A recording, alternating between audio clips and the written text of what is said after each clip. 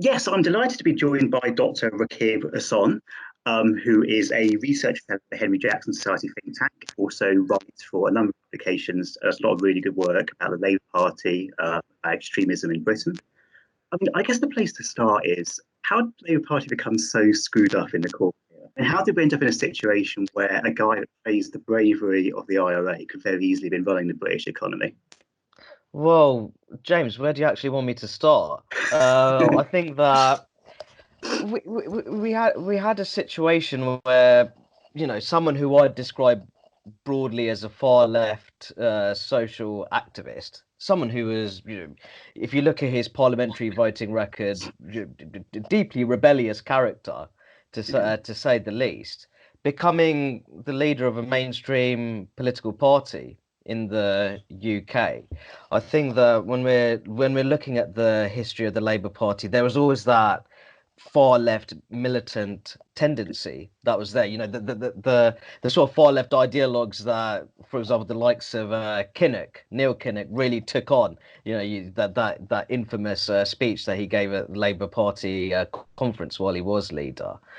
Well, I would say that, looking at if we're talking about the period that Jeremy Corbyn was leader of the Labour Party, utterly disastrous. As you know, Labour has that rich anti-discrimination tradition. Sort of, racial equality issues, trying to combat forms of prejudice and discrimination in British society. The Labour Party joined the British National Party in now being the only British political parties which have been subject to Equality and Human Rights Commission investigation, a body that a Labour government actually created. So, looking at the 2019 UK general election, I think we can both agree that that was a shambolic performance by Labour, worst general election performance in terms of seats since 1935. The one area where I did think Jeremy Corbyn, that generally he was on safe territory was his Euroscepticism. He is, traditionally known to be a left-wing Eurosceptic firebrand. There is that tradition of left-wing Euroscepticism within the Labour Party. If you look at the Labour Party history, you have figures such as Peter Shaw, Tony Benn. He was no fan of the European Community. But that's where you could really see, when you're looking at Jeremy Corbyn, then the largely pro-Remain parliamentary party very much at loggerheads over the issue of European Union membership and how to react to the result which was provided through the June 2016 referendum on EU membership. You could just see there that, more broadly, you had a leader who, I think that instinctively he is Eurosceptic, but to try and reconcile these various tensions, they came up with this disastrous second referendum policy, where the current leader, Sir Keir Starmer, was the chief architect of. And I think that's going to be a real problem if the Labour Party now under his leadership is looking to rebuild its relationship with those pro-Brexit traditional working class communities in places such as Northern England, the provincial Midlands, and Wales. So Wales actually, people are still surprised when I tell them that Wales actually provided a higher leave percentage than their UK-wide percentage. So I think you had all these competing tensions, the very serious problems within the party. And that resulted in, a party now which is, some way behind the ruling Conservative Party. Yeah. One thing I found very interesting about the Corbyn years was that much of the centre left obviously despised Corbyn. They tried to remove him in 2015, right after the Brexit vote. A lot of the MPs were briefing against him, made no secret that they just, didn't like the guy. But when push came to shove in December 2019, they tried to make him prime minister. So that, that's a man who spent his entire career associating with, befriending all sorts of anti-Semites, terrorist groups, dictatorial regimes. Yeah, I agree, James. Just to add on to that point, that Corbyn's history of fraternising with Islamist organisations, deeply problematic to say the least. You don't want someone like that, at 10 Downing Street. Why do you think the soft left was so kind of weak-willed? Why, when push came to shove, did the soft left basically line up behind the far left and try and put Corbyn to Downing Street? Was it just Brexit, do you think, or was there more to it than that, or stopping Brexit? I think there was much of the soft left is clearly pro-Remain. And I wouldn't describe them as pro-Democrat. I think there's a point that a good proportion of Remain voters, I think once the result was delivered, they were of the view that, not really happy with this, bit of a shame, I'm gutted that we'll be leaving the European Union.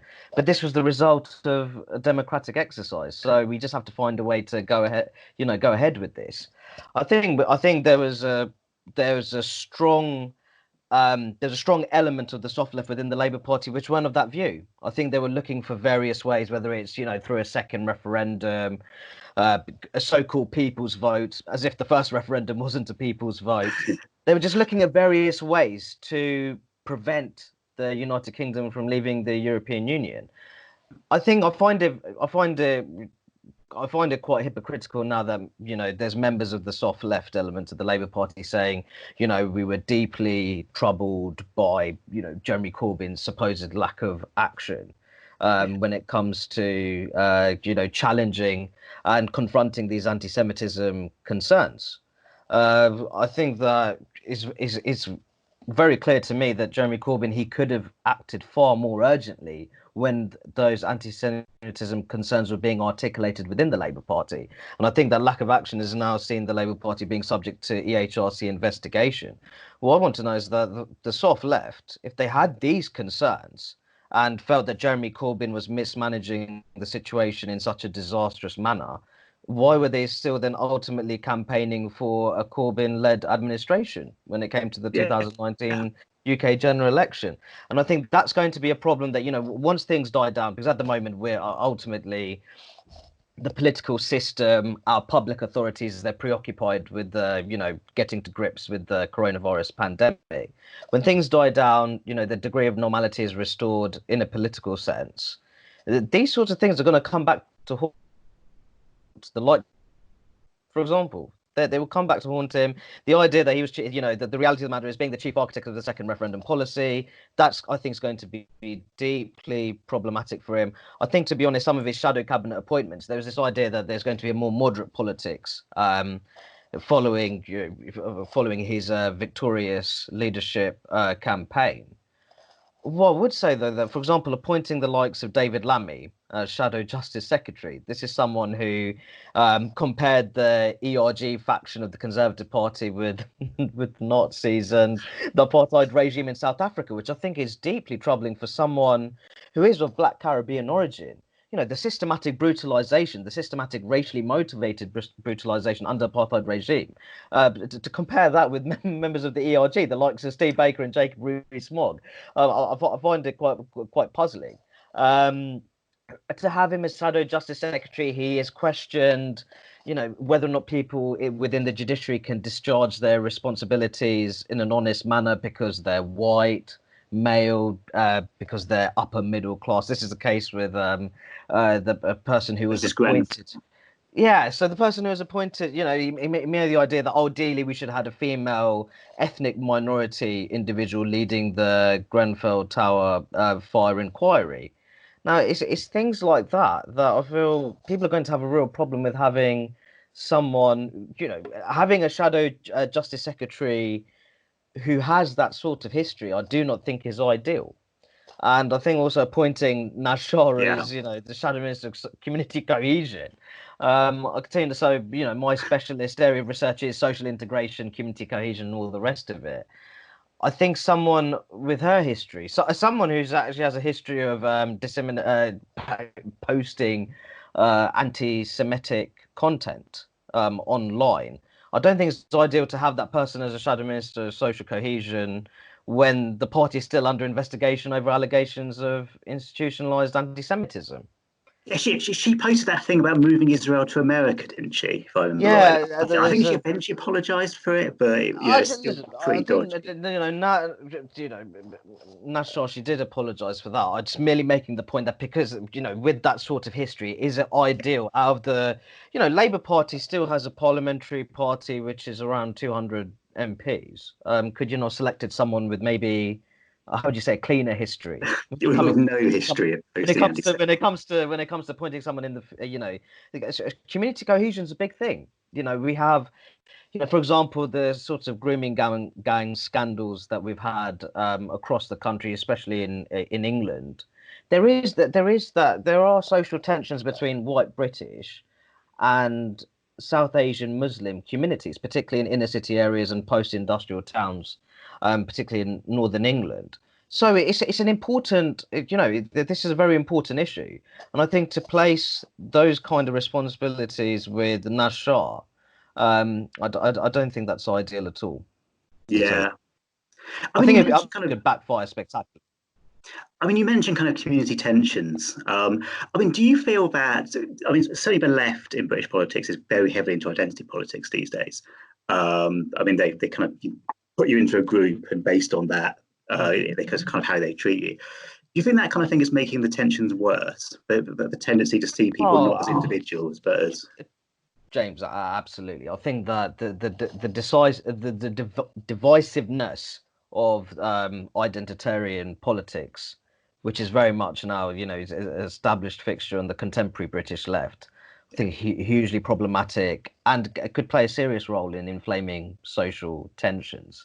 I think that Sadiq Khan, for example, in his latest Guardian piece, framing the COVID-19 pandemic as a form of racial injustice. I think that sort of language is not helpful at all. We are in the middle of a national health crisis, the gravest national social crisis in the post-war era. This is, I mean, I don't like the peddling of identity politics at the best of times, but certainly not in the middle of a national social crisis where you want more responsible language being used by the mayor of the country's capital, for sure. I think that when you're looking at if you're looking at racial identity politics more broadly, I think the idea that someone has to think a certain way on matters such as Brexit, immigration, crime, terrorism, minority rights, purely on the grounds of their own racial, ethnic, and religious identity. I yeah, think that it's actually a very sinister form of racism if you actually think about it. yeah, So I think racism on the British political left, the contemporary British left, is going. I think people are, they're realizing that racial prejudice is not something that you just find on the political right. It's yeah, something that now you very much find on the political left as well. And those criticisms that the political left would conventionally make of the political right, being, bigoted, xenophobic, racist, you have to seriously address these forces of prejudice on your side. I think, to be honest, I think the British political left has to get its own house in order before yeah. making those kind of criticisms and pointing the fingers elsewhere. I mean, do you remember that tweet Labour put out? I think was it last year or the year before that? That only a Labour government can unlock the potential of black. Yeah, I do How remember that. patronising! That's just Deeply patronising and condescending that, and I think that's a real problem, particularly with when it comes to Labour's relationships with British Indian voters.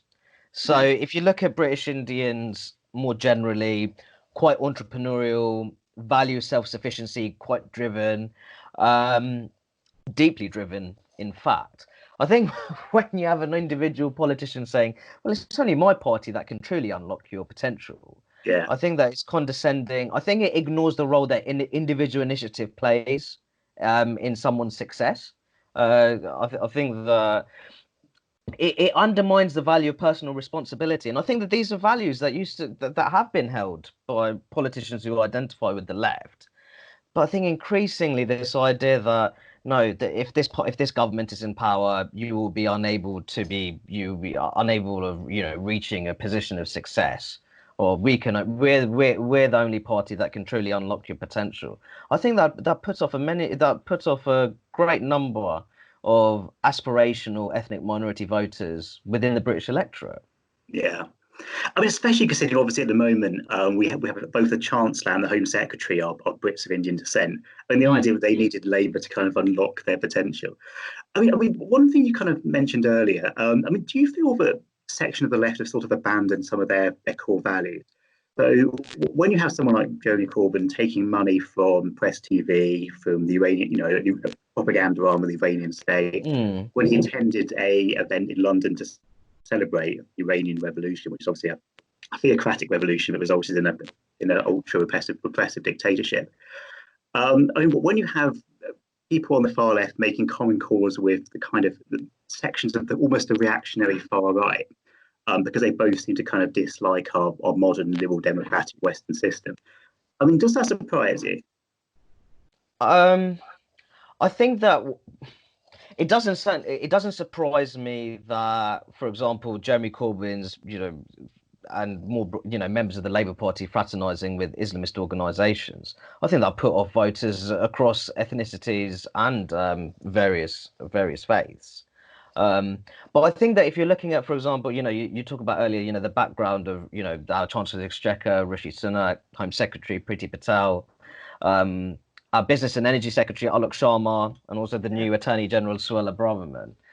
I think there's almost an idea now that would almost inflame, the sort of, because we have these individuals who are very much now, at the highest level of Conservative Party politics, but more broadly British politics. I think that'll almost lead to an intensification of animosity towards British Indians on the British political left. So these aren't seen as, you can strike this sort of position. You can say that, we understand the significance of British Indians being at the highest level of British politics. While we may have fundamental disagreements on policy, you can acknowledge that these are very serious achievements. Yeah. But the reality of the matter is that with the British political left, there's this politics of victimhood, victimhood psychology. So the sort of talking about academic achievement, socioeconomic progress. You don't actually hear the left talking about that very much anymore. It's always about this always idea. So I think that the left more generally has lost its sense of humour. To be quite honest, there's always that sense of moaning and complaining, trying to keep ethnic minority people locked in this perpetual state of victimhood. And there's a growing number of ethnic minority voters saying, no, we don't want that. This includes ethnic minority people who still probably traditionally identify with the Labour Party, but they think that the direction it's going, it went into under Jeremy Corbyn's leadership. They found it profoundly depressing. Yeah. I mean, one of the things I found really interesting about both the 2019 and 2017 general elections is the kind of the changing social base of both parties. I know there's been some quite detailed YouGov polling, Lord Ashcroft polling, but it shows that not only did the Tories take far more, or significantly more, working class votes from Labour, the Tories actually took a higher proportion of the working class vote from the middle class vote. Only in 2019, not in 2017. For the first time ever. And it was kind of on that trend from 2019 onwards. Kind of ironically, under the far left, Labour has moved further away from the working class at any point in its history. What do you think it is about the kind of modern Conservative Party which is doing better against communities, or is it just the case that the Labour Party is doing so badly that they're, let's not be around the bush. The last December's general election was a complete disaster for the Labour Party. It fell behind, within a lot of groups within the British electorate.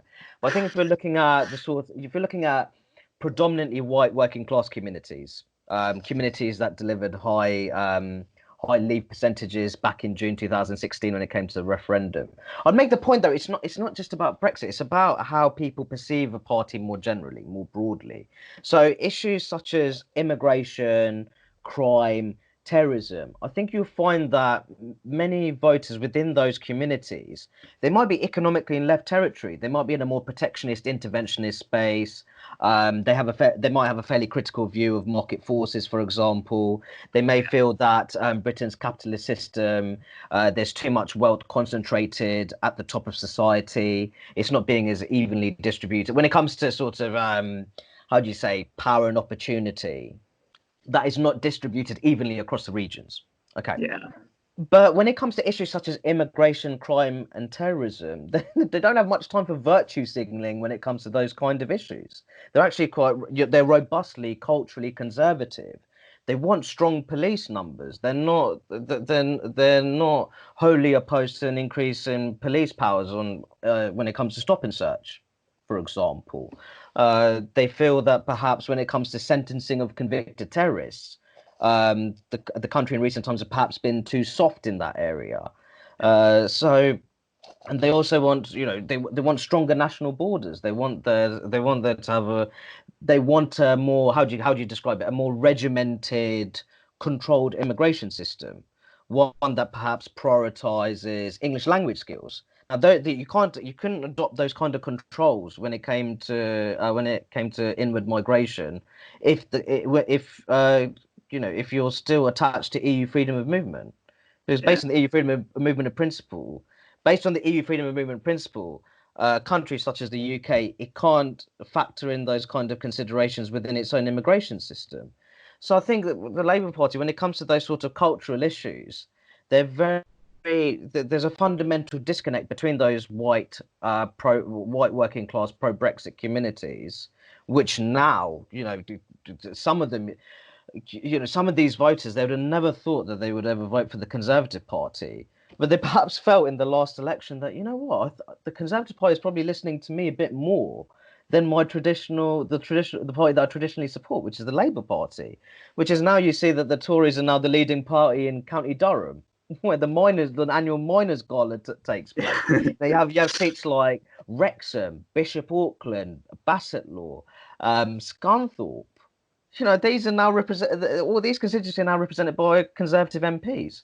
So there is a real fundamental disconnect there. And do I think Sir Keir Starmer is the man to spearhead efforts to rebuild ties with those communities? I'm not entirely sure, because of what I discussed earlier, so shadow cabinet appointments, but crucially, he was a chief architect of the second referendum policy. And, you have this sort of metropolitan elitism within the Labour Party, or working class folk there. They don't really know what they're talking about. They're not very well informed on these kind of issues. One thing for certain, the vast majority know the sort of role that Sir Keir Starmer played in designing that second referendum policy. They know what he feels about Yeah. EU membership. They know what he feels about Brexit, and they're going to find that out. But I'd make the point that, looking at middle class voters, if you even take middle class voters of Indian origin, if you look at the voting patterns, Labour fell behind in places like Harrow East. You can see in Leicester, even though Leicester returned Labour MPs, if you actually look at the how it changed from the last election, there's very sharp drops for the Labour Party.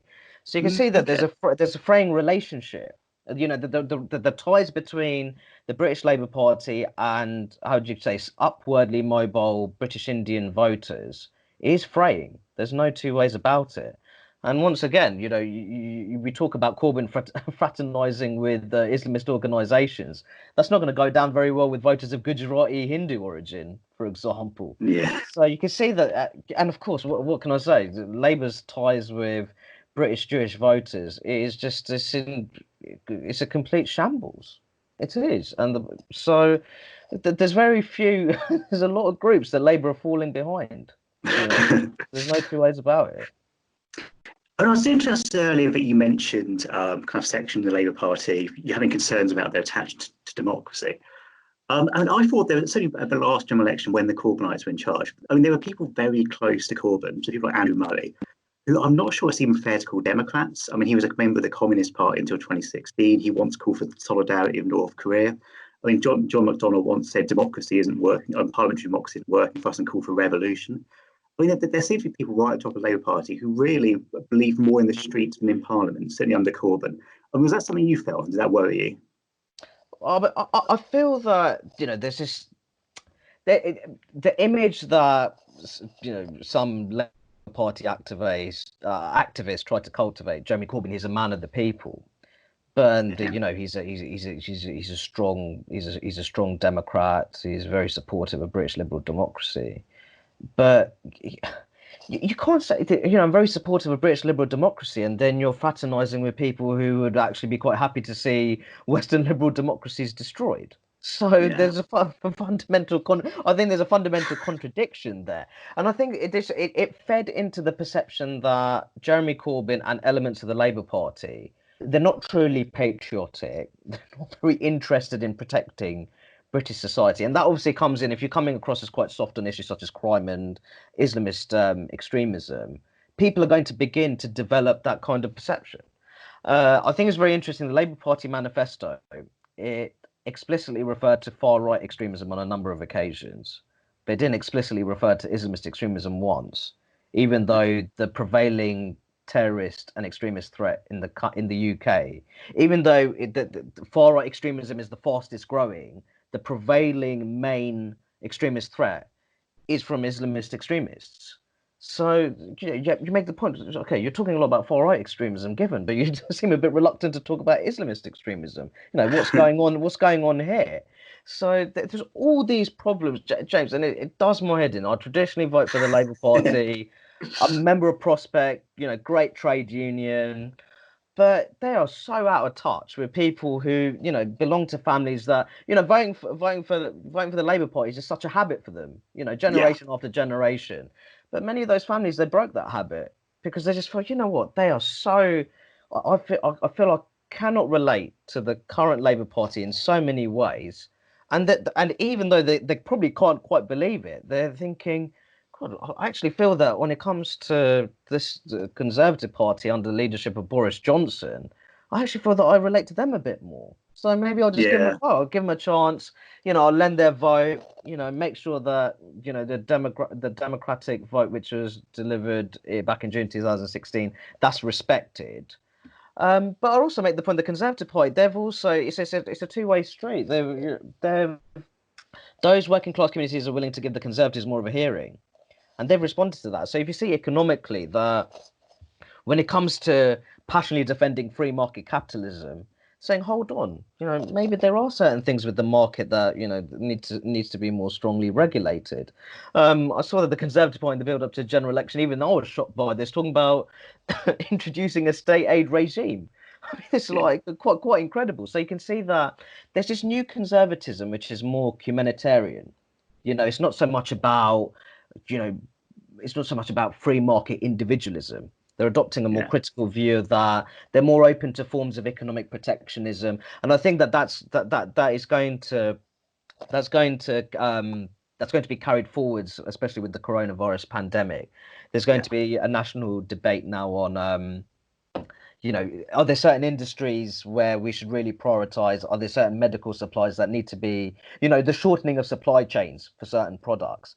I think that's going to be there's going to be a very serious national debate on that, and that debate is also going to involve the Conservative Party, and you see elements within the Conservative Party saying, well, perhaps we shouldn't be producing so many things in China.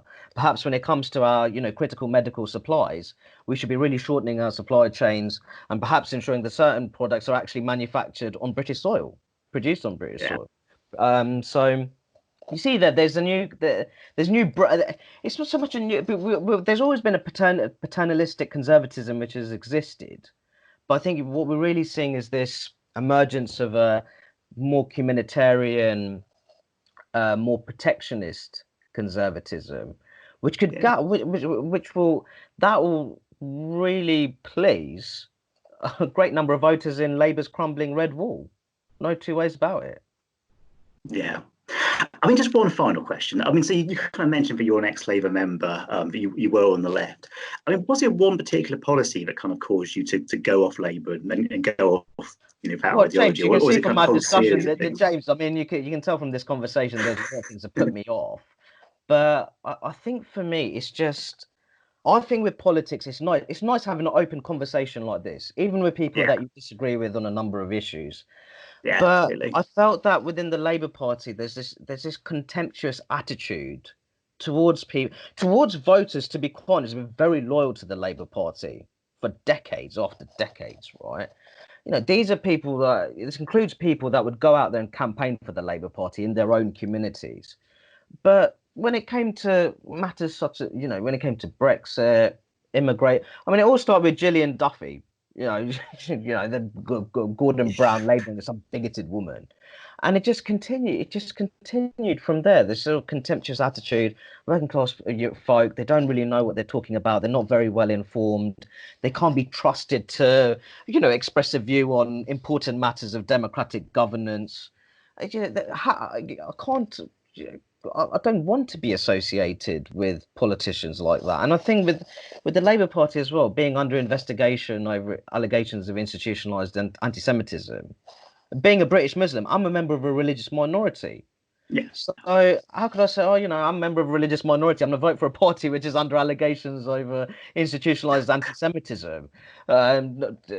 Some of the British Jewish politicians such as Dame Margaret Hodge, Luciana Berger actually left the party. Dame Louise Ellman, who left the party. She was a party member for 55 years.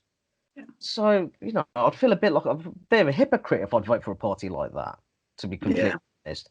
So, all in all, I'd like to think that Labour have learnt their lesson, but I won't. I don't think they will. That's my suspicion.